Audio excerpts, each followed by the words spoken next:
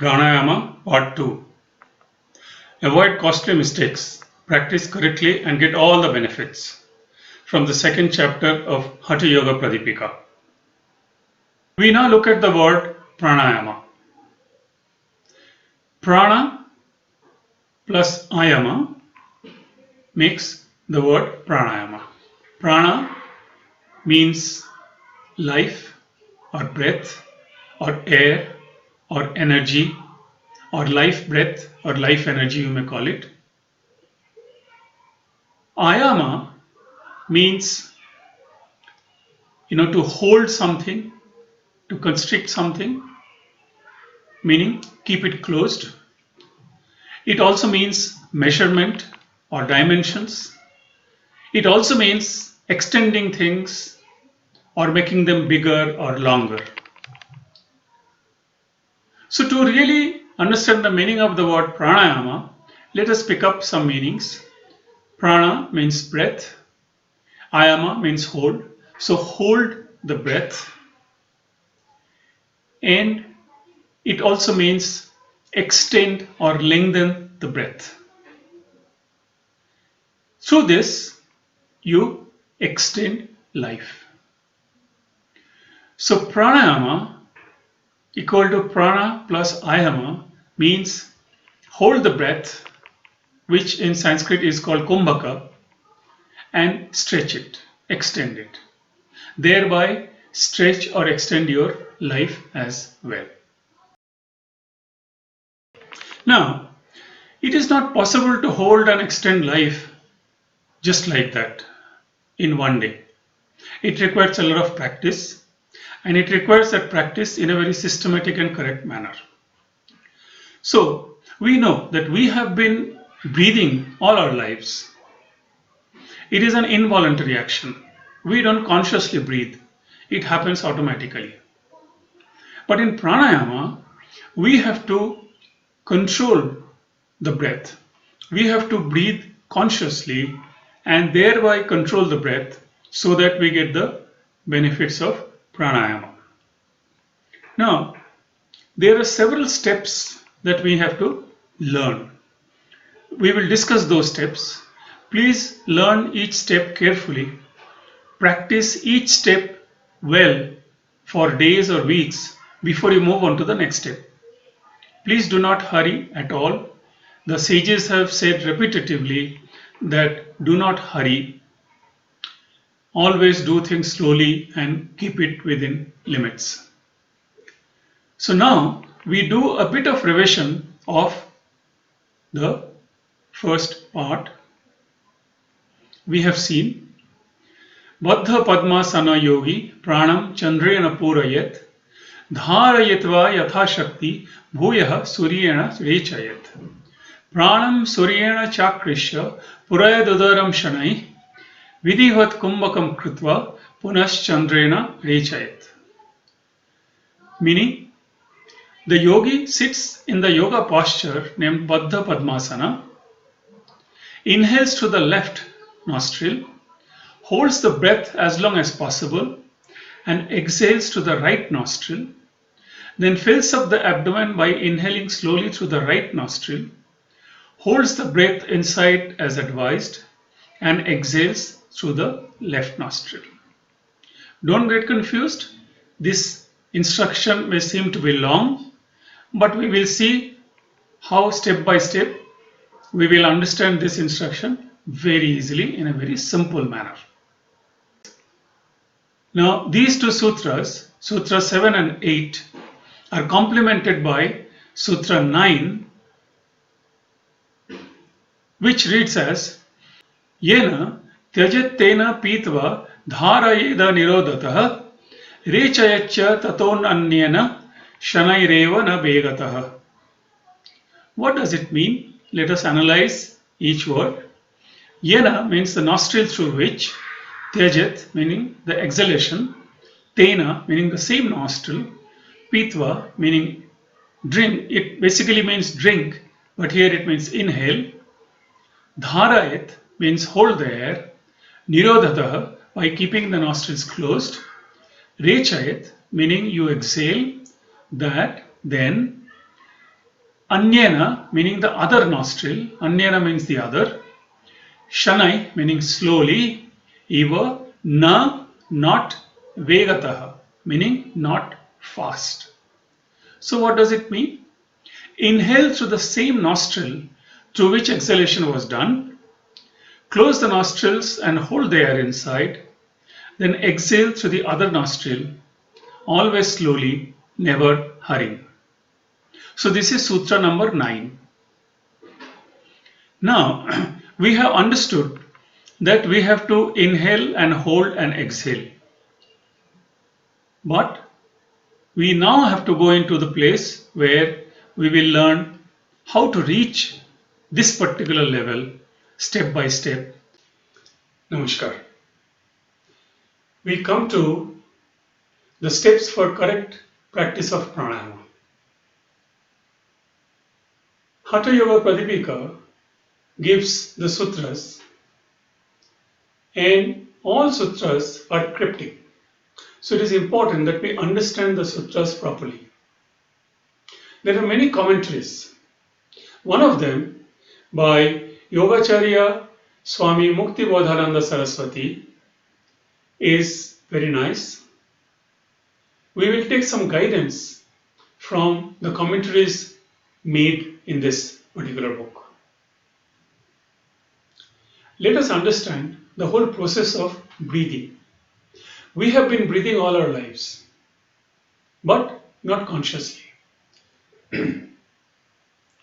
We are not controlling our breathing. We just breathe automatically. It is an involuntary action. We don't need to think about it. But what we need to know is that for practicing pranayama, we need to consciously control our breathing. So there are many aspects to it. We will learn it step by step. And the first step is we need to learn how to breathe deep. We see in the diagram that there are two lungs. The right lung has three parts called the superior lobe, the middle lobe, and the inferior lobe. And the left lung has two parts called the superior lobe and the inferior lobe. As we breathe normally, it is the central part of the lungs that are utilized, and it is the chest region where most of the breathing activity takes place. So normally when we breathe, it is called chest breathing or thoracic breathing. This area is called thoracic region. Now you see the curved line at the bottom, that is our diaphragm. The diaphragm separates the lungs from the abdomen. And the two lines you see on the top are the collarbones. And you can see that the lungs extend beyond the collarbones. So it is not that the lungs are only here. The lungs are right up to where the rib cage goes, and they are right up to our neck here, beyond the collarbone. But as we normally breathe, the default breathing, we do not utilize the whole of the lungs. We utilize mostly the central part, leaving out the top and the bottom part for emergency use. If you're walking on the road and suddenly a mad dog chases you, you get a lot of energy to run for life. And that comes from those areas of lungs which are normally not utilized coming into action and giving you that extra power. For practicing pranayama, we will learn how to activate all those areas and keep them activated most of the time, not only during emergency. So we will first see how a simple breathing activity goes on.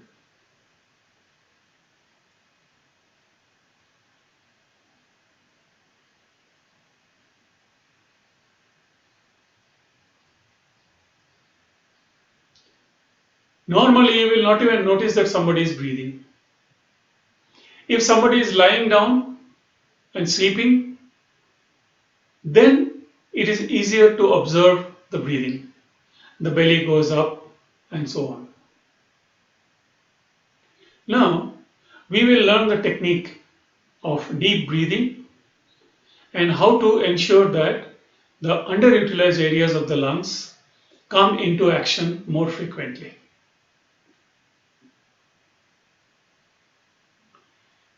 Step 1 for deep breathing, just observe your breath.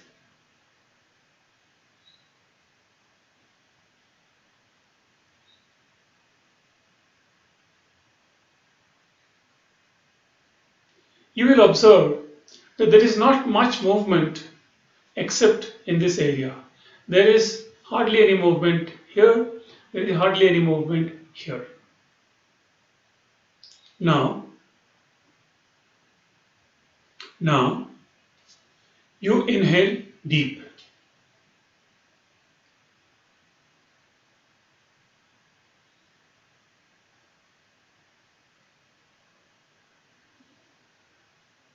So what happened? As you inhale deep, your diaphragm went down, the belly went out, the chest expanded, the collarbone area, rose up. And then you exhale all the air that you have inhaled.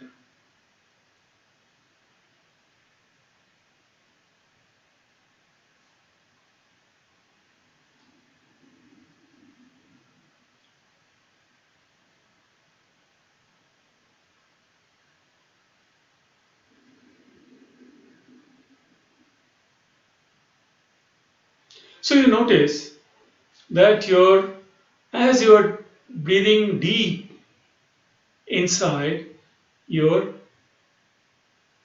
lung is forcing the body to expand. This is the first time in your life that you are controlling your breathing. Because as I said, breathing is involuntary. This is where you are voluntarily controlling your breathing. You are breathing deep, meaning you are breathing more air than you normally do. And naturally, if you are breathing more, you will breathe out more. So this is deep breathing. Remember to practice deep breathing, keeping your spinal cord straight. Don't bend or like this. Keep the spinal cord, your spine straight. The head should be straight right up to the tailbone. Whether you are sitting on the floor, you are sitting on the chair, you are standing, you are lying down, you can practice deep breathing anytime, in any which way. You can practice deep breathing in any of these positions, but your spine must be straight.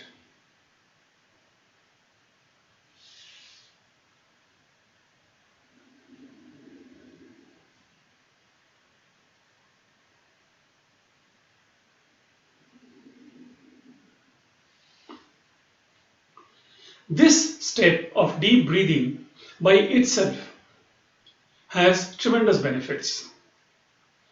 It is an immediate stress reliever. Whenever you are in any stressful situation, you are standing in a queue and the queue is not moving. You change your queue, your old queue started moving and your new queue has stopped moving. Some people are shouting on the road while you are trying to concentrate. Any situation where you are stressed, please practice deep breathing and you will find immediate relief from stress.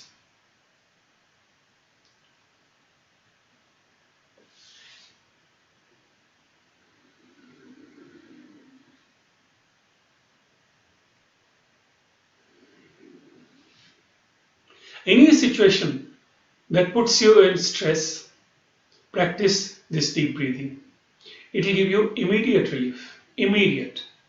You don't have to practice for 10 years. to get that benefit. So deep breathing by itself is a tremendous activity that you can do to relieve your stress immediately. But otherwise, keep practicing deep breathing, because this is the first step when you control your breathing process. You are now in charge of your breathing. And the better you control, the better your results from pranayama will be. So please practice deep breathing for days.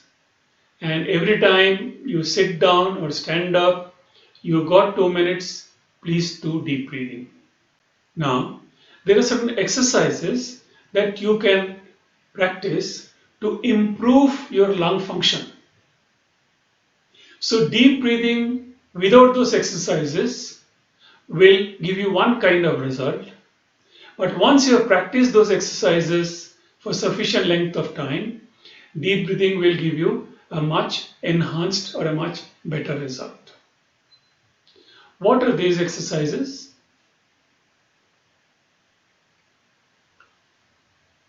These 3 exercises are called dog breathing, cat or tiger breathing, and rabbit breathing.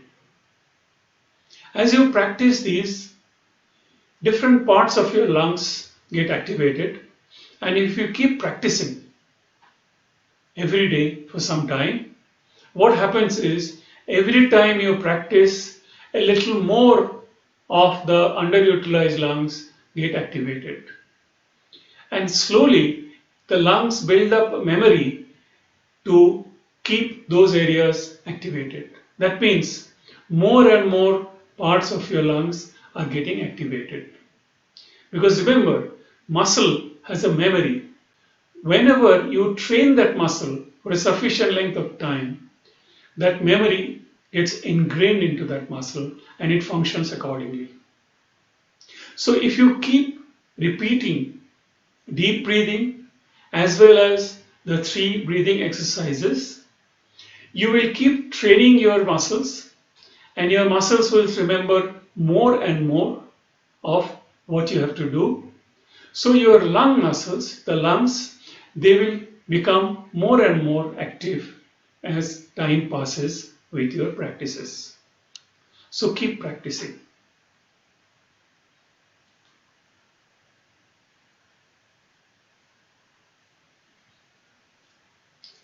You have practiced deep breathing for a few days, weeks.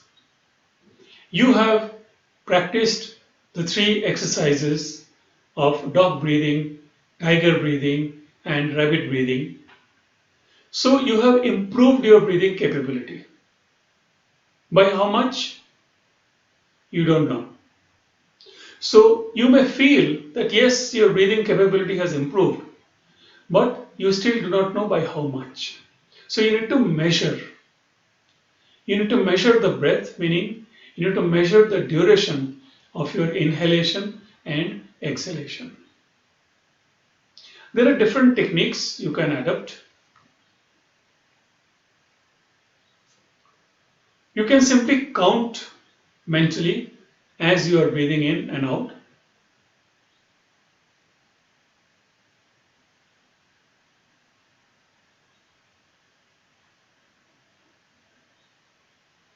So what I was doing, I was counting 1, 2, 3, 4, 1, 2, 3, 4, 1, 2, 3, 4, 1, 2, 3, 4.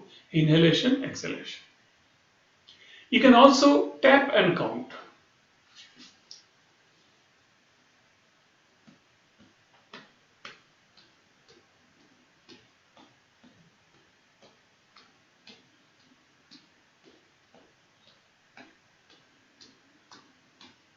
So with my right hand I was counting my inhalation, and with my left hand I was counting my exhalation. You can use a metronome where it will keep on beeping the sound, and you can utilize that, a 4x4 beat. You can set it at some 72 beats per minute or 80 beats or 60 beats. So the duration of your tap or metronome or counting is entirely up to you. You can count, or you can count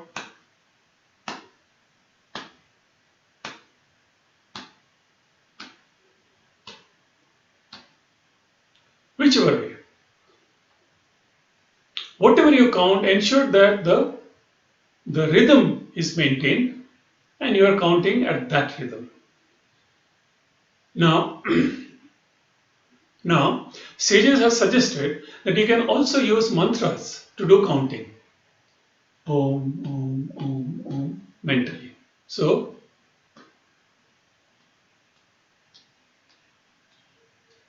as I am tapping, I am also mentally uttering Om.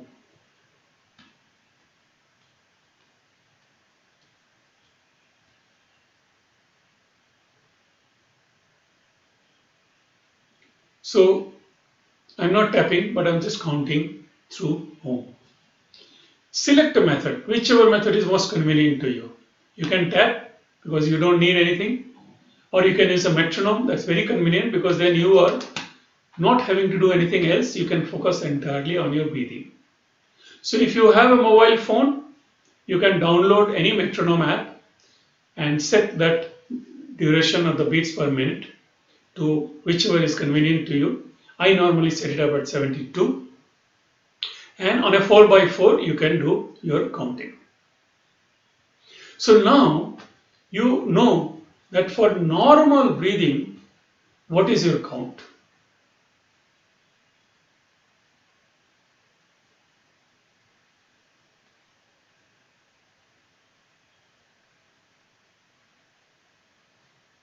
So my breathing, normally I am counting 1, 2, 1, 2.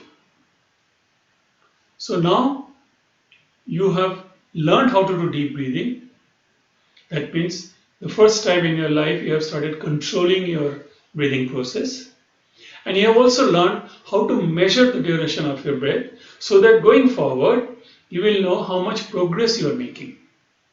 Because if you are making progress and you are not aware of how much, then you don't get that motivation, you don't get that kick.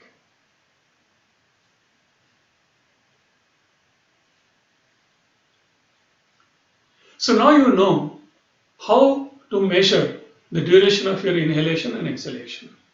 And you also know how to breathe deep. Now is the time when in step 3. In step 3, we ensure that the duration of inhalation and the duration of exhalation are same. When I give you a demo, I did 1, 2, 1, 2, or I did. So it was same. But you need to ensure that whenever you are doing inhalation, exhalation, deep breathing, you do. So you need to ensure that your inhalation time and exhalation time are same. I normally use a 4:4 count at 72 beats, and that is my starting point. So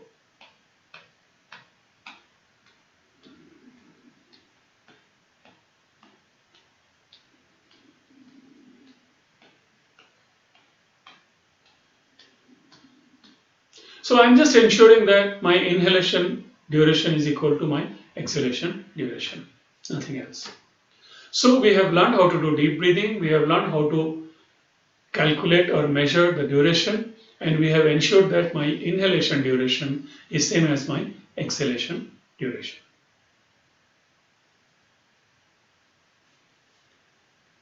In step 4, we start lengthening the inhalations and the exhalations. What does it mean? So in the previous step we have seen that I was counting 1, 2, 3, 4, 1, 2, 3, 4 as my inhalation and exhalation. Now I want to increase the duration of my inhalation and exhalation. So let me try 1, 2, 3, 4, 5 and 1, 2, 3, 4, 5.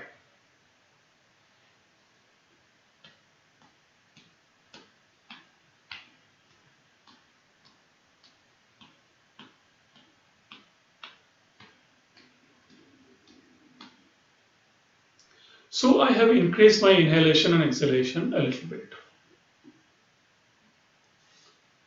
Let us, as time passes, you keep increasing the duration of your inhalation and exhalation, keeping the beats per minute or the taps per minute the same, and you do 6:6 or 8:8 or 10:10 as you can. As you progress, that means your lung capacity is increasing.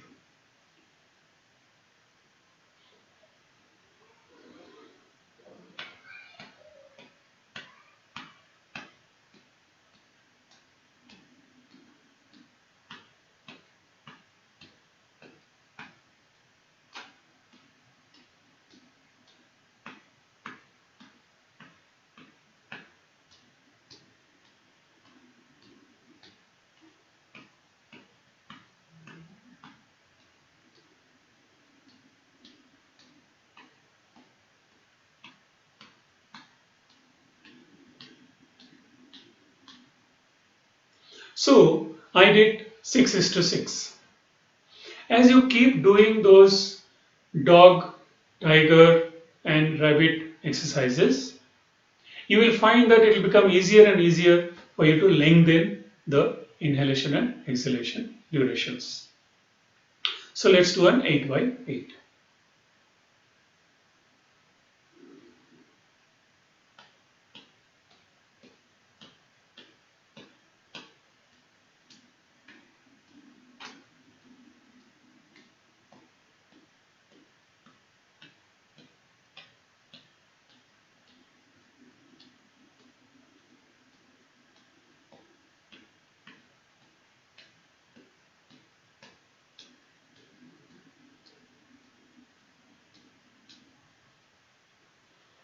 So you keep lengthening the durations of your inhalation and exhalation.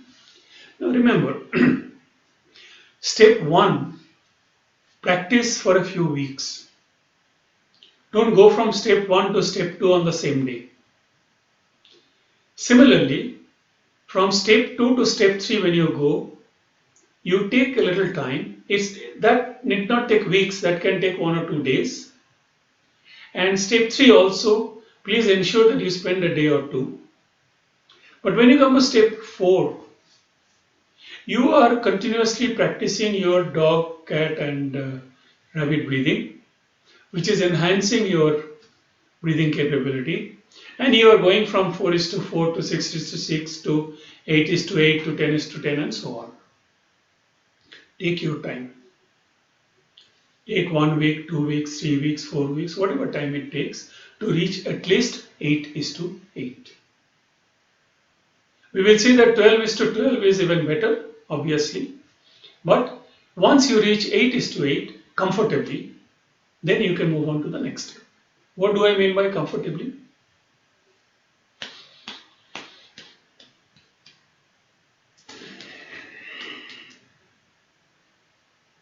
It has to be smooth. Your inhalation and exhalation have to happen without any jerk. Maintaining your beats per minute or taps per minute, you have to reach 8 by 8 with smooth inhalation and smooth exhalation. No.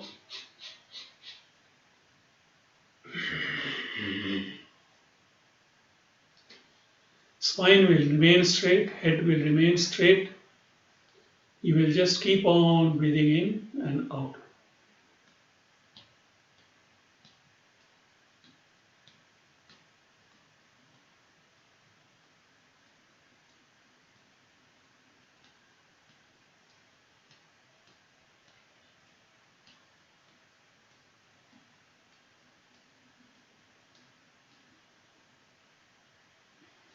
So arrive at 8:8 with smooth inhalation and smooth exhalation with the same beats per minute that you started off with.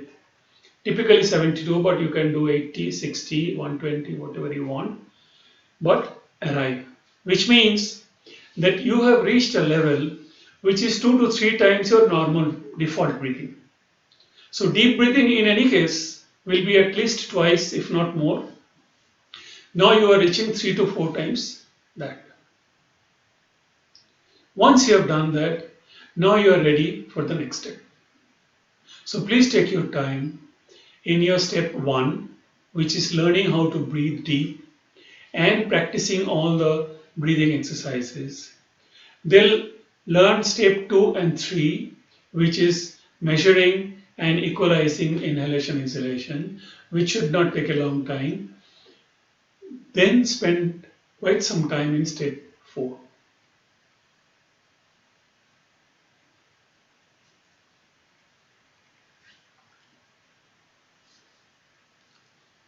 Now we come to an exciting step, step 5, where we use only one nose to inhale and exhale.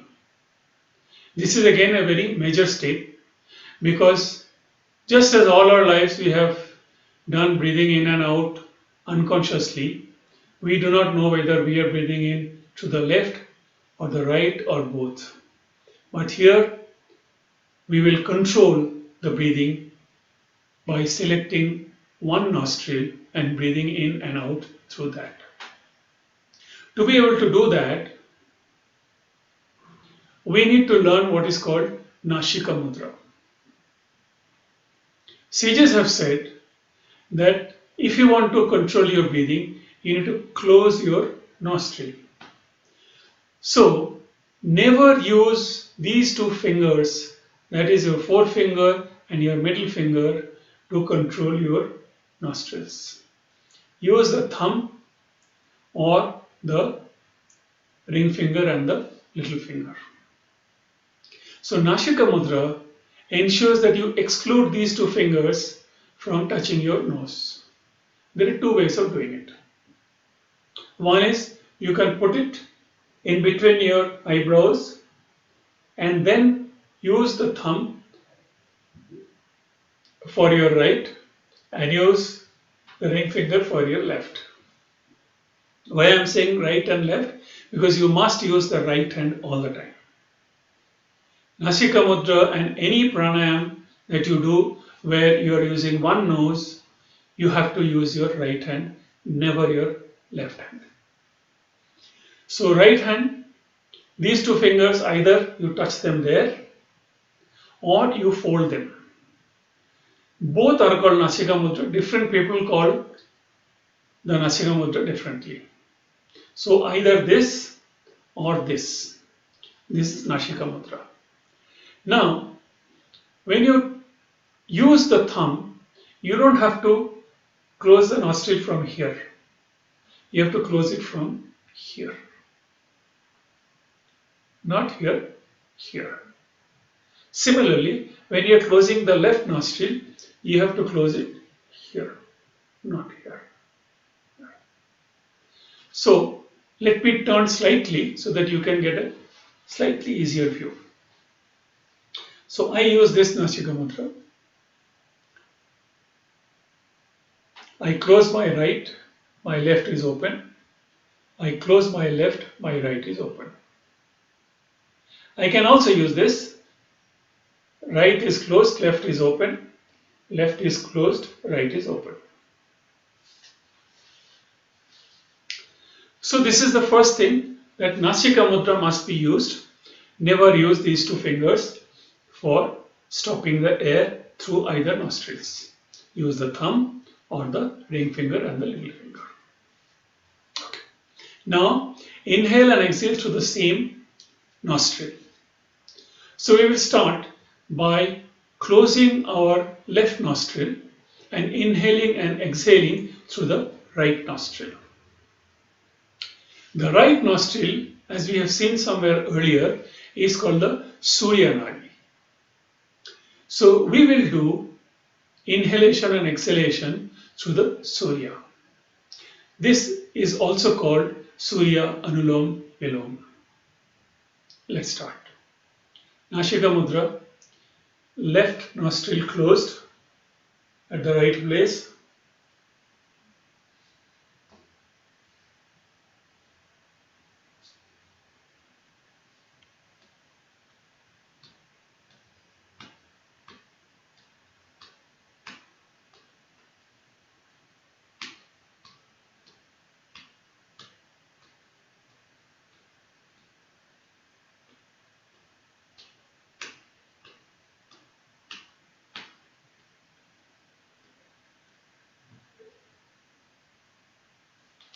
So what I'm doing, I'm counting 6 steps, inhaling and exhaling through 6 steps. So I'm doing a 6:6 Surya Anuloma Viloma. That is the right nostril. Similarly, we do Chandra Anulom Viloma because Chandra is called the left nostril is called the Chandra Nadi. So Nashika Mudra, we close the right, the Surya.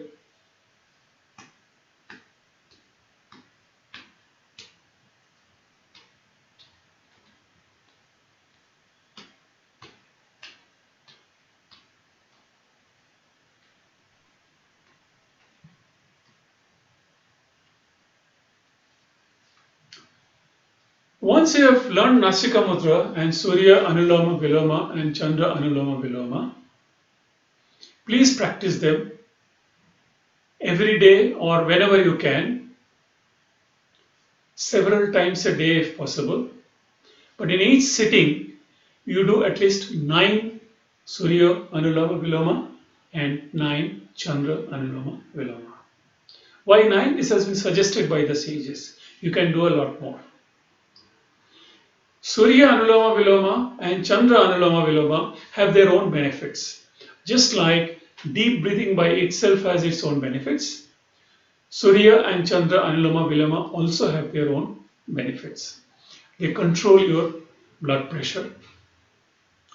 They control your fat content. Now, I am not going into the details of these benefits in this video. We will have separate video where we will discuss Surya and Chandra Anuloma Viloma. Right now, we are only trying to learn how to do inhalation and exhalation through one nostril, how to do that control. So that is the purpose of this video so far. So remember that inhale and exhale through the same nostril is what we have learned in step 5 using Nashika Mudra.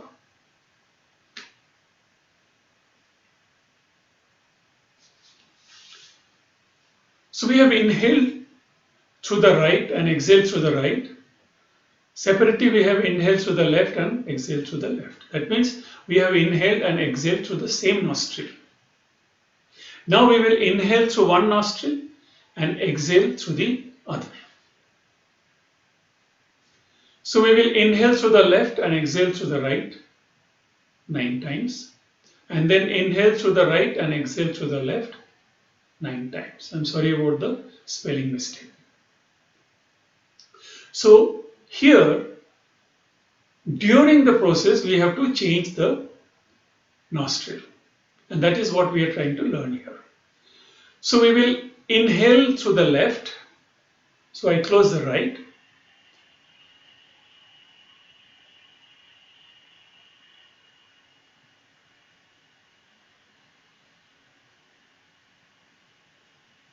So after inhalation, we inhale through the left, then close the left, open the right and exhale through the right. We'll do it 9 times, then we do the other one 9 times.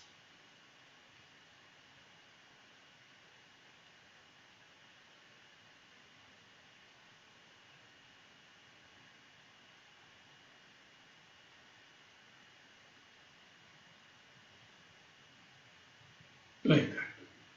So we inhale through the left when the right is closed, then we exhale through the right when the left is closed. Now we do the opposite.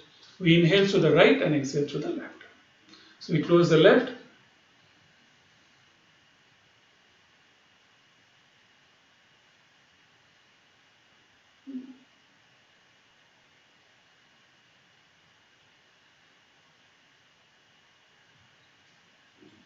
Please practice this. Don't rush. Practice step 5, which is inhale and exhale through the same nostril, and practice step 6, which is inhale and exhale through the other nostril.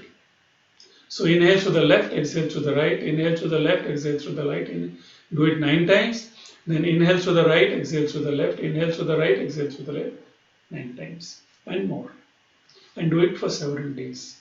You need to get the rhythm and the balance and the pressure, everything proper before we go to the next step, which is one of the most important steps in pranayama. If you have watched part 1 of pranayama, you might have learned that Nadishuddhi is one of the prime objectives of pranayama. You do alternate nostril breathing and you clean your Ida, Pingala and Sushumna nadis. By cleaning them, you gain health. You become a better person. You get a radiance on your face. Your body loses fat and it gains ability to digest food and thereby make it better and stronger and able to fight diseases better. So now we are at that stage. After learning how to do deep breathing, after knowing how to measure our inhalation and exhalation durations, after learning how to breathe through one nostril and exhale through one nostril, after learning how to increase our breathing ability, we finally come to this step 7 where we learn how to do Nadishuddhi. We will start Nadishuddhi in what is called 4x4. You already know that. So we will exhale to the left, then inhale to the left, then exhale to the right, inhale to the right, then exhale to the left, and so on. So what does it mean? Nasika Mudra. We exhale to the left, then inhale to the left. That is, exhale, inhale to the same, then exhale to the other, inhale to the same, then exhale to the other, inhale to the same. So the rhythm is whichever nostril you exhale through, you inhale through that. And then you exhale through the other.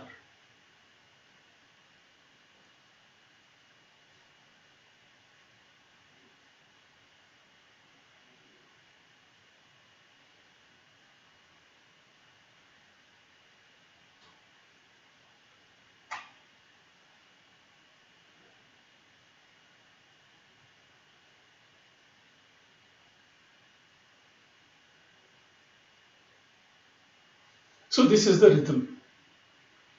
But Nadishuddhi is not all about just rhythm. You need to practice this rhythm, and to be able to practice this rhythm well, you need to practice the earlier 2 steps of 5 and 6, where you learned how to breathe in and out through single nostril, and then how to do it through the same nostril and how to do it through the other nostril. Once you have mastered step 5 and 6, once you are comfortable and you are able to change the nostrils without making mistakes, then you can come to this step of Nadishuddhi. And you can start with a count of 4:4. So we will do a 4:4, 3 rounds, but please practice at least 9 rounds. So we will now practice Nadishuddhi in a 4x4 at the same beats per minute. So let us start.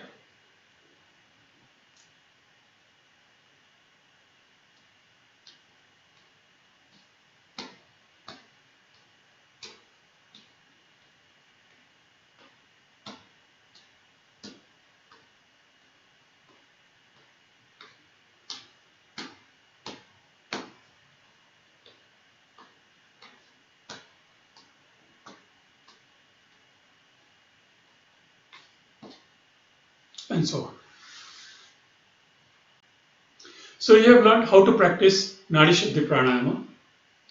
You exhale through the left, inhale through the same left, exhale through the right, inhale through the right, exhale through the left, and so on.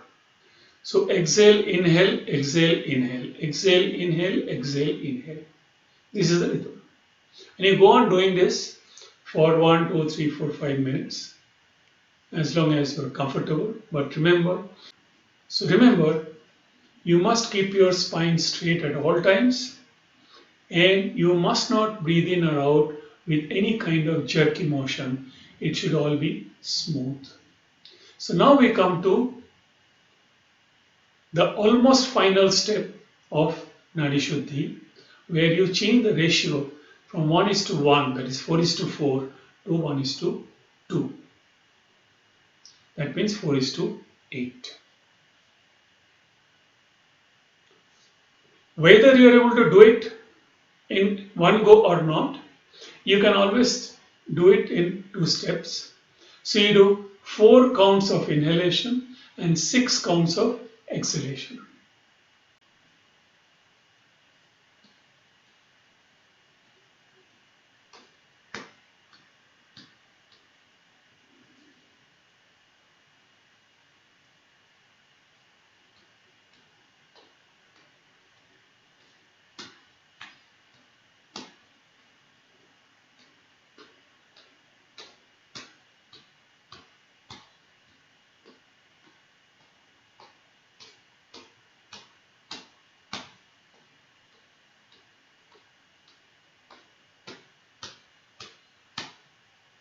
Like that. And then once you are comfortable, you do 1:2, that is 4:8.